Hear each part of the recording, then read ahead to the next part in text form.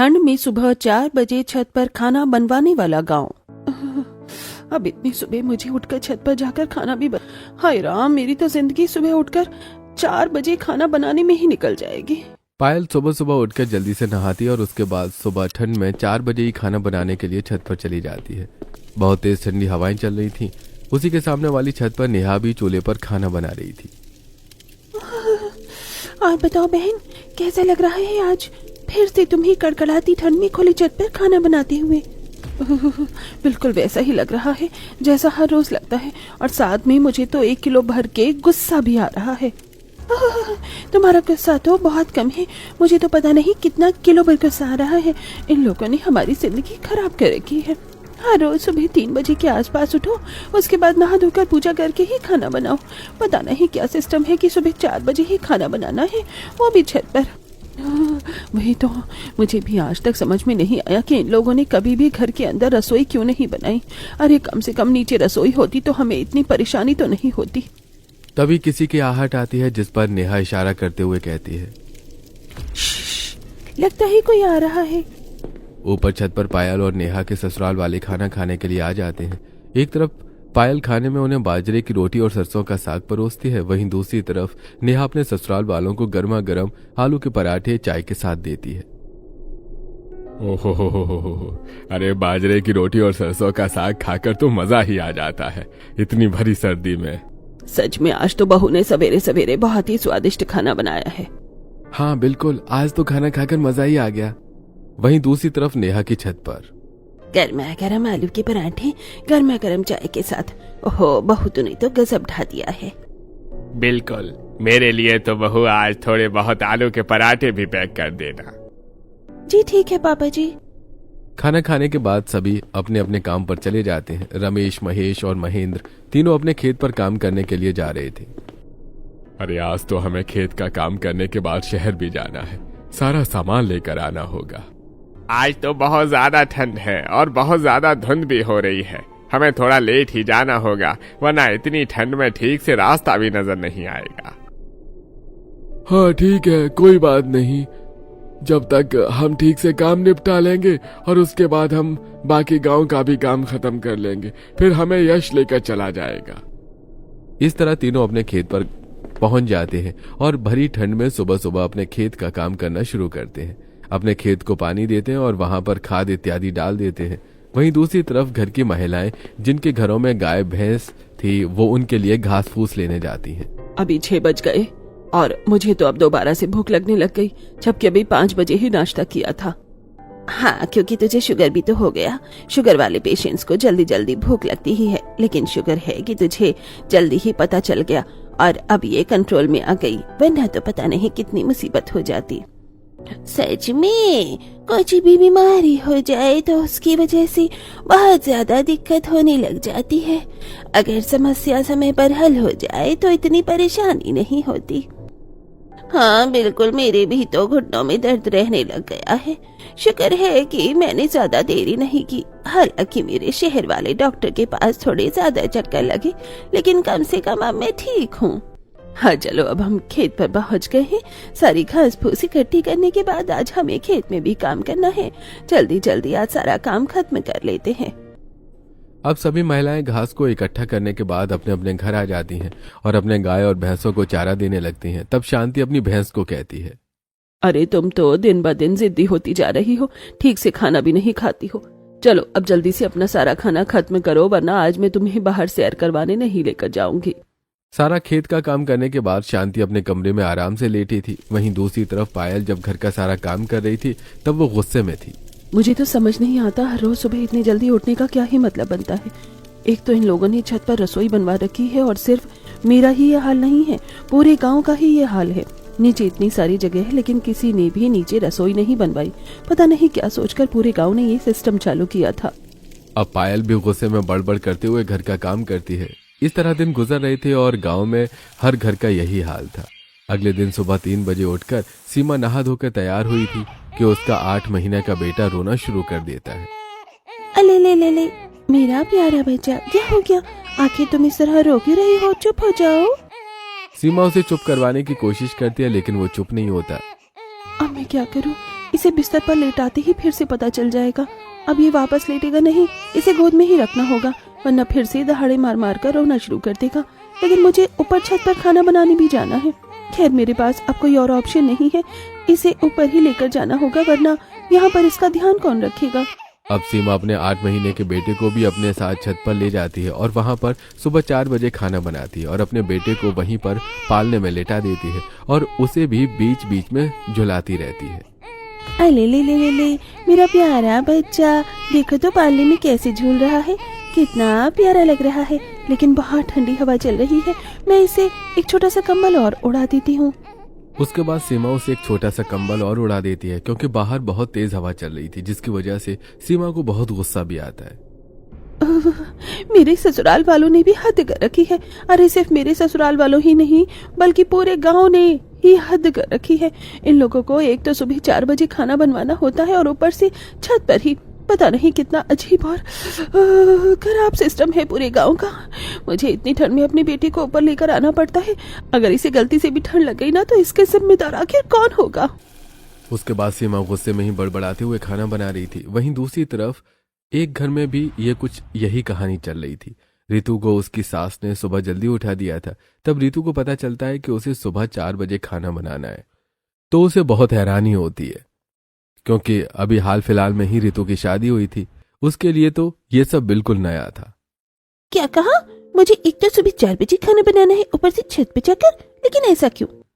बेटा, क्योंकि हमारे पूरे गांव में हर किसी के यहाँ पर छत पर ही रसोई है, इसलिए तुम्हें छत पर जाकर खाना बनाना है। और फिर हम सभी घर से काम के लिए जल्दी निकल जाते हैं, इसलिए तुम सबको सुबह जल्दी उठकर ही खाना बनाना पड़ता है। अब तुम यहाँ पर अपनी बातों में समय बर्बाद मत करो और जल्दी से जाकर खाना बना दो। हमें काम पर जाने के लिए लेट भी हो रहा है। ये सब सुनकर तो रितु को बहुत बड़ा झटका लगता है और वो ठंड में कांपते हुए अपनी छत पर जाती है, जहां पर बहुत तेज तेज ठंडी हवाएं चल रही थी। रितु चारों तरफ नजर घुमाकर देखती है तो उसे गांव की हर छत पर हर बहू चूल्हे पर खाना बनाती हुई नजर आ रही थी। ये क्या सिस्टम है? ऐसा गांव तो मैं पहली बार देख रही हूँ, जहाँ पर हर घर में हर महिला सुबह के 4 बजे उठकर खाना बना रही है। मेरे लिए तो यहाँ पर बहुत ज्यादा परेशानी होने वाली है। अब रितु सबसे पहले आलू उबालती है और उसके बाद वो एक परात में आटा गूंथ रही थी। फिर वो आलू छीलने के बाद उसमें मिर्च मसाले डालकर उसका मसाला अच्छे से तैयार कर देती है।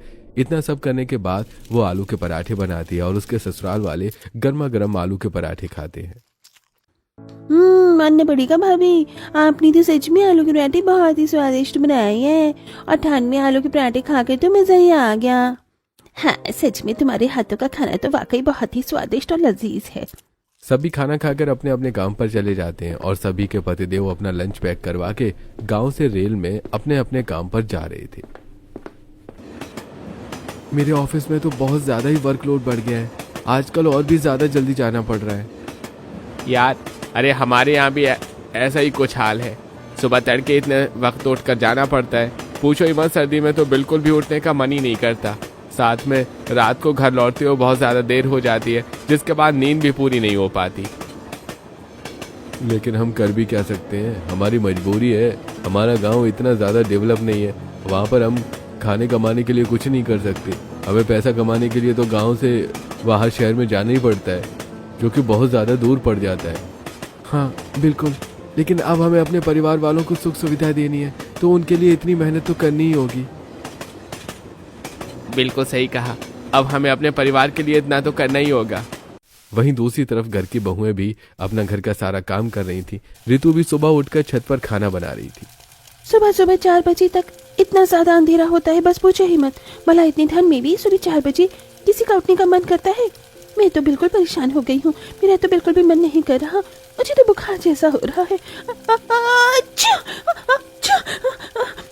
मुझे तो कड़ाके की सर्दी भी लग गई है। खाना बनाने के बाद रितु घर का बाकी काम भी करती है और जिसकी वजह से उसका बुखार थोड़ा ज्यादा बढ़ जाता है। वो ठंडे पानी से कपड़े धो रही थी। ठंडे पानी में कपड़े धोकर रितु की हालत और भी ज्यादा परेशान हो जाती है और उसके बाद वो सोने चली जाती है। मुझे तो बहुत ज्यादा ठंड लग रही है, अभी दवाई ले थोड़ी देर सो जाती हूँ, तब जाकर मुझे थोड़ा आराम मिलेगा। प्रीति घर में झाड़ू लगा रही थी। आज तो मुझे बहुत ज्यादा नींद आ रही है। आज तो मेरी आंख रात को 2:30 बजे ही खुल गई थी। अब बस जल्दी से सारा काम खत्म करके मैं थोड़ी देर सोना चाहती हूँ। झाड़ू लगाने के बाद वो जल्दी जल्दी पोछा लगाती है और उसके बाद प्रीति थोड़ी देर आराम करने के लिए सो जाती है। थोड़ी देर बाद अच्छे से नींद पूरी करने के बाद विमला वहां पर आती है। अरे बहू, अब चल जल्दी चल, हमें खेत पर जाकर थोड़ा काम खत्म करके आना है, वरना हमें बहुत देर हो जाएगी और शाम को फिर अंधेरा हो जाएगा तो हम कुछ काम नहीं कर पाएंगे। जी ठीक है मम्मी जी, चलिए। प्रीति अपनी सास के साथ खेत पर काम करने के लिए चली जाती है। खेत का सारा काम खत्म करने के बाद प्रीति तो अपनी सहेलियों के पास चली जाती है और विमला अपनी सहेलियों के पास। आओ प्रीति, मैंने बिल्कुल अभी ही चाय बनाई है, तुम बिल्कुल सही टाइम पर आई हो।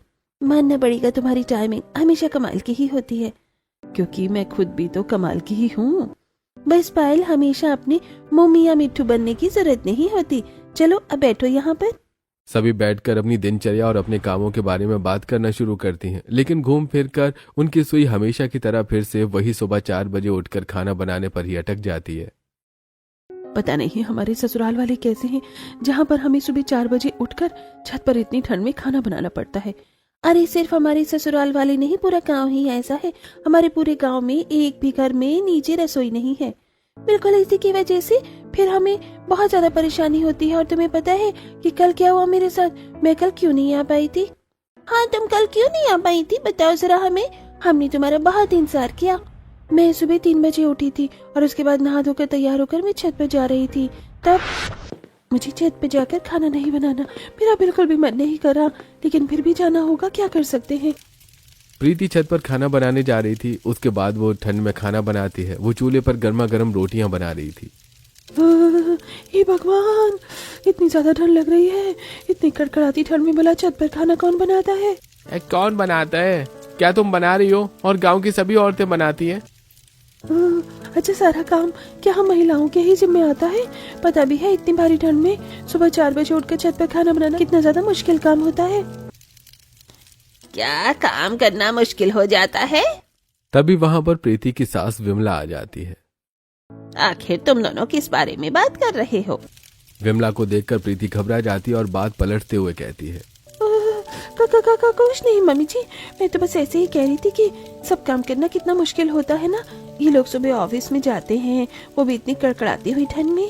प्रीति की ऐसी बातें सुनकर तो यश हैरान हो जाता है और मन में सोचता है, यार कितनी शातिर पत्नी है मेरी। अभी अपने बारे में बात कर रही थी और खुद को बचाने के लिए मेरे ऊपर बात टाल दी, वरना इतना तरस तो मेरे ऊपर कभी नहीं आता इसे। इसके बाद सब खाना खाते हैं और प्रीति उसके बाद जब सीढ़ी से नीचे उतर कर आ रही थी तब उसका पैर सीढ़ी से फिसल जाता है और वो गिर जाती है। हीरा, मैं तो मर गई। मैं तो फूट गई। आई, मेरी तो कमर टूट गई, मर गई हीराम। उसकी चीख सुनकर सभी दौड़े दौड़े आते हैं। अरे अरे प्रीति, क्या हो गया तुम्हें? अरे होना क्या था माँ, मैं तो फूट गई, मेरी तो कमर टूट गई। उसके बाद यश प्रीति को उठाकर कमरे में ले जाता है और उसे वहां पर लेटा देता है। तो कुछ इस तरह मेरा हाल हुआ। मैं जीने से फिसल कर गिर गई थी। आज भी मेरी कमर में काफी दर्द है, लेकिन उतना नहीं। सच में यार, बार बार जीने से ऊपर नीचे करना तो काफी ज्यादा मुश्किल हो जाता है। मैं तो बहुत ज्यादा परेशान हो जाती हूँ सुबह सुबह ऊपर छत पर खुली हवा में खाना बनाने में। अरे इतनी ठंडी हवा चलती है, बहुत ज्यादा ठंडी लगती है। अब मुझे देखो, मेरा 8 महीने का बेटा है, मुझे तो साथ में उसे ऊपर लेकर जाना पड़ता है और वहां पर ठंडी हवा चलती है, जिसकी वजह से मेरे बेटे की भी तबीयत खराब हो जाती है। सच में हर रोज सुबह 4 बजे उठकर छत पे जाकर काम करना बहुत ज्यादा मुश्किल है। हमें अपने घर वालों से इस बारे में बात करनी चाहिए। जब तक हम उन्हें अपनी समस्या के बारे में नहीं बताएंगे तब तक उन्हें कैसे पता चलेगा। बात तो तुम बिल्कुल सही कह रही हो। मैं भी सोच रही हूँ कि क्यों ना इस बारे में अपने ससुराल वालों से बात कर ली जाए। सही कहा, इस तरह हम कब तक घुट घुट कर जीते रहेंगे। हमें इस बारे में बात करनी चाहिए, क्योंकि सच में हर रोज सुबह 4 बजे छत पर खाना बनाना बहुत ज्यादा मुश्किल है। इस तरह सभी अपना मन बना लेती हैं और उसके बाद अपने अपने घर पर आकर इस बारे में बात करती हैं। मम्मी जी, मुझे आपसे कुछ बात करनी है। हाँ बोलो बेटा, क्या बात करनी है तुम्हें? मम्मी जी, मैं कहना चाहती थी कि हर रोज सुबह 4 बजे छत पर खाना बनाना बहुत ज्यादा मुश्किल होता है। मुझसे अब और नहीं हो पाएगा। ये तुम कैसी बातें कर रही हो? तुमसे भला क्यों नहीं हो पाएगा? क्योंकि 4 बजे बहुत ज्यादा जल्दी हो जाता है। उसके लिए हमें 3 बजे उठना पड़ता है और फिर इतनी सर्दी में सुबह सुबह नहा कर पूजा करके फिर हमें जाकर छत पर खाना बनाना पड़ता है, जिसकी वजह से बहुत ज्यादा ठंड लगती है। अच्छा, क्या तुम्हें ही ठंड लगती है? पूरे गांव की बहू खाना बनाती है, उन्हें तो कोई ठंड नहीं लगती। ठंड तो मम्मी जी सबको लगती है और हम सभी ने ही ये फैसला मिलकर किया है कि हमें छत पर सुबह 4 बजे खाना नहीं बनाना। हमारे लिए बहुत ज्यादा मुश्किल हो रहा है। ये बात सुनकर शांति बहुत ज्यादा भड़क जाती है। अच्छा जी, हम भी तो इतने सालों से करते आ रहे हैं, हमें तो कभी भी इतनी परेशानी नहीं हो रही थी। तुम आजकल की बहुओं को पता नहीं क्या परेशानी होती रहती है। इस तरह शांति भी पायल को फटकार देती है और इस तरह बाकी घरों में भी कुछ यही हाल हो रहा था। नेहा भी अपनी सास को ऊपर सुबह 4 बजे खाना बनाने के लिए मना कर रही थी, तब उसकी भी सास भड़क जाती है। अच्छा जी, तुम्हारे कहने से क्या होता है? खाना तो तुम्हें छत पर ही बनाना पड़ेगा, वरना तुम ही बताओ, अगर तुम छत पर खाना नहीं बनाओगी तो और कहाँ पर बनाओगी? आप लोगों को रसोई नीचे ही कर देनी चाहिए थी। आपने और पूरी गांव ने मिलकर छत पर रसोई कर दी है, जिसकी वजह से हम बहू को बहुत ज्यादा परेशानी हो रही है। तुम तो ऐसे कह रही हो जैसे हमने तो कभी ऊपर छत वाली रसोई पर काम ही नहीं किया है। हम भी इतने सालों से छत पर ही काम करते आ रहे हैं और यहाँ तक कि कई बार तो हमने 3 बजे भी खाना बनाया है। लेकिन मम्मी जी, हमसे नहीं हो रहा। हमें नहीं पता, हमें छत पर अब खाना नहीं बनाना, खासकर सुबह 4 बजे तो बिल्कुल भी नहीं। वहीं दूसरी तरफ रितु के घर में भी यही हाल था। आखिरकार तुम सबको इतनी परेशानी ही क्यों हो रही है, मुझे तो समझ ही नहीं आ रहा। क्योंकि हमें बहुत ज्यादा ठंड लगती है ऊपर, और जिसकी वजह से हमारी तबीयत भी खराब रहती है। आपको पता है ना, मुझे कल से ही बुखार हो रहा है और ऐसे में ऊपर छत पर खुली हवा में सुबह 4 बजे काम करना बहुत मुश्किल है। हम सुबह 4 बजे कोई काम नहीं करेंगे। तुम्हें काम तो करना होगा सुबह 4 बजे ही। तो अगर तुम सुबह 4 बजे काम नहीं करोगी तो और कौन करेगा? वो हम सब नहीं जानते मम्मी जी। सुबह 4 बजे काम करना बहुत ज्यादा मुश्किल होता है, मुझसे तो बिल्कुल भी नहीं हो पाएगा। इतनी सुबह सुबह ठंड में छत पर खाना बनाना बहुत मुश्किल है। प्रीति के घर में भी प्रीति को भी इस बारे में अपनी सास से बात करनी थी, लेकिन प्रीति का हाल कुछ अलग था। मम्मी जी, मुझे आपसे कुछ बात करनी है। हाँ बोलो बेटा, तुम्हें क्या बात करनी है? मम्मी जी, मुझे कुछ तो बात करनी ही थी, लेकिन अब मैं भूल गई मम्मी जी। हे भगवान, पता नहीं बहू तुझे हर बार क्या होता रहता है। हमेशा कहती है कि तुझे मुझसे कुछ बात करनी है और उसके बाद तू मुझसे कुछ बात भी नहीं करती। दरअसल मम्मी, मैं पूछ रही थी कि क्या हम छत की बजाय रसोई नीचे नहीं कर सकते? नहीं बेटा, तुम तो जानती ही हो कि घर में इतना ज्यादा स्पेस भी नहीं है और बहुत समय से हमारे रसोई ऊपर ही बनी हुई है, जिसकी वजह से हमने रसोई ऊपर छत पर ही परमानेंट कर दी थी। अब नीचे तो रसोई बन भी नहीं सकती। अच्छा ठीक है मम्मी जी। वहीं दूसरी तरफ सीमा के घर में भी यही हाल था। हर रोज मुझे अपने साथ मोनू को भी छत पर लेकर जाना पड़ता है, इसकी वजह से इसकी भी तबीयत खराब हो रही है। मम्मी जी, अब से मैं छत पर खाना नहीं बनाऊंगी। सुबह 4 बजे उठकर काम करना बहुत ज्यादा मुश्किल होता है।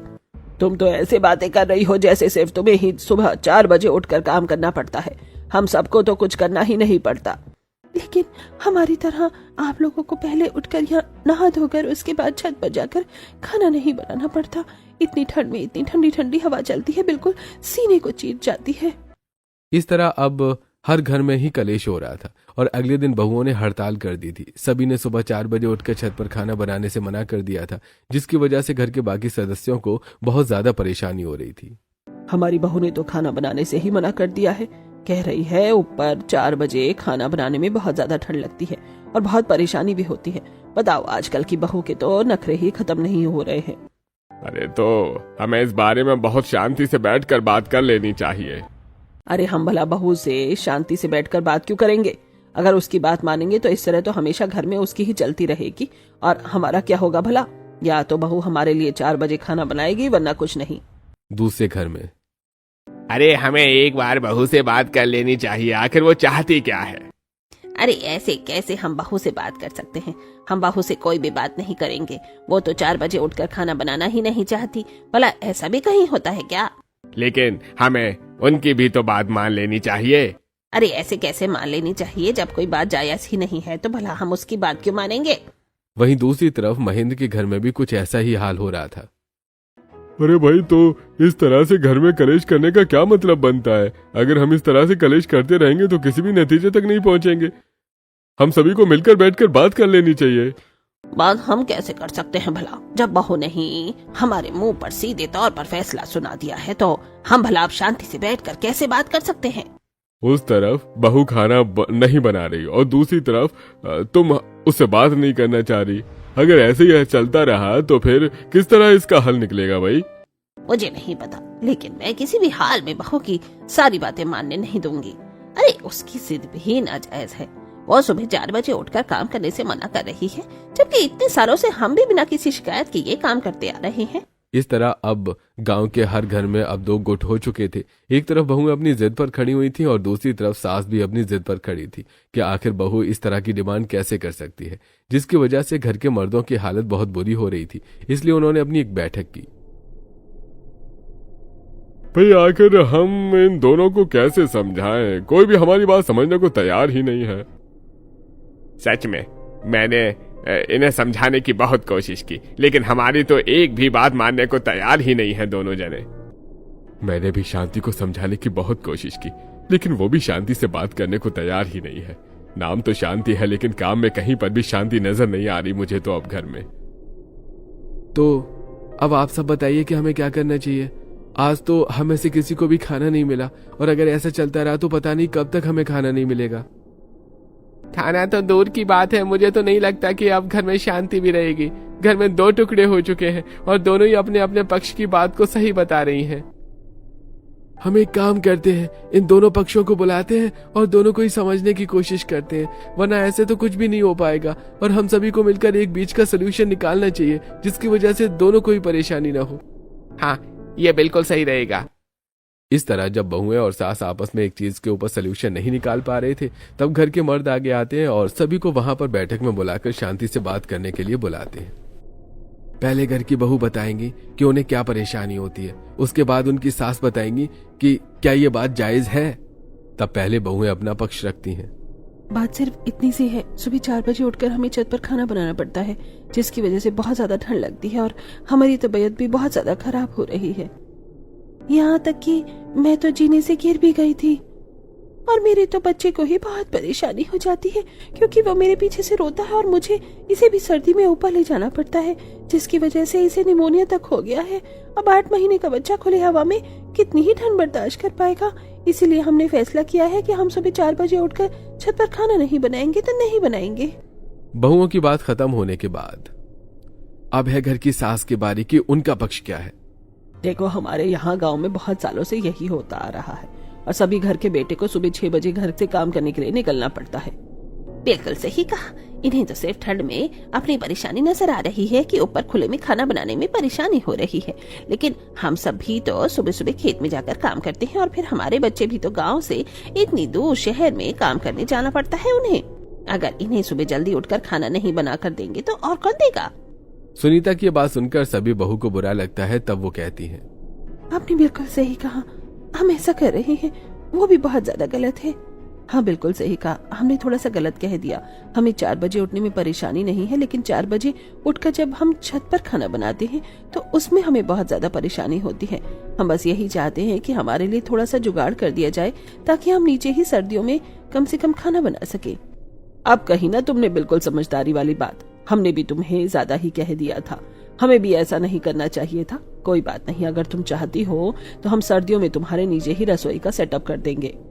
अगर ऐसा हो जाएगा तो हमें गर्मी में छत पर खाना बनाने में कोई परेशानी नहीं होगी। हाँ ठीक है, नीचे तो हमारे आंगन में बहुत ज्यादा स्पेस है, वहीं पर हम साइड में थोड़ा सा बहू के लिए रसोई बना देंगे ताकि उन्हें बार बार जीने पर सुबह 4 बजे उठकर ऊपर नीचे न करना पड़े। अभी जरूरी नहीं कि सुबह नहा धोकर ही काम करे, 4 बजे उठकर डायरेक्ट खाना बना सकते हैं। इस तरह सास भी बहू की बात समझ जाती है और उनका सलूशन निकालने के लिए मान जाती है और वो सर्दियों में ही कम से कम उनकी रसोई नीचे बनाने के लिए तैयार हो जाती है, जिसके बाद सभी बहुत खुश हो जाते हैं। हाँ, अगर हमारी रसोई नीचे हो गई तो हमें 4 बजे उठने में परेशानी नहीं है। इस तरह सारी समस्या हल हो जाएगी। अरे ये हुई ना बात, जब सभी ने मिलजुल कर बैठकर बात की तो आराम से तो सलूशन तो निकल ही गया। हमें हमेशा ऐसा ही करना चाहिए। हाँ, अब इससे किसी को भी परेशानी नहीं होगी।